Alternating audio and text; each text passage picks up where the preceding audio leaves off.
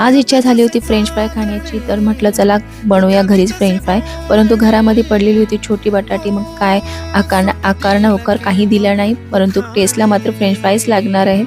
म्हणून साध्या पद्धतीनेच आपली घरच्या घरी बटाटी कट केली आणि पाणी ठेवलं होतं उकळायला. छान आता पाण्यामध्ये आपण एकदा 2-3 मिनिटासाठी उकळून काढूया. मात्र शिजवायचं नाहीये, भाजी बनवायची नाही, आपल्याला फ्रेंच फ्राय बनवायचे आहे.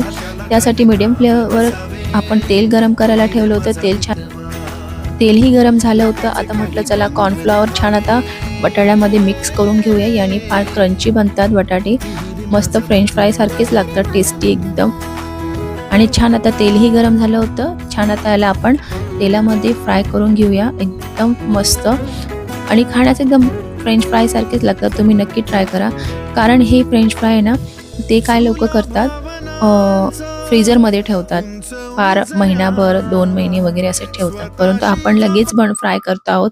त्यामुळे हे फ्रेश पण आहे आणि खूप टेस्टीही लागतात. बघू शकता तुम्ही. आता छान आता तेलामध्ये आपण फ्राय करून घेतलेले आहे. जास्तही फ्राय करायचे नाही, काळपट करायचे नाही. बघू शकता. छान आता आपण फ्रेंच फ्राय फ्राय करून घेतलेले आहेत. आता आपण याच्यावरती काही मसाले ॲड करूया.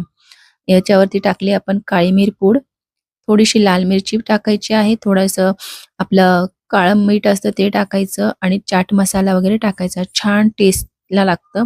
नक्की ट्राय करा तुम्ही ही रेसिपी. छान आता टॉस करून आपण सगळा मसाला बटाट्याला लावून घेऊया आणि आता थोडीशी चिरलेली कोथिंबीर घालूया. याने दिसायलाही फार छान लागतं आणि खायलाही. आता बघू शकता रेडी आहे आपले फ्रेंच फ्राय. आपण या ठिकाणी सर्व्ह केले आहे सॉस आणि मेयोनी. एकदम भन्नाट लागतं बरं.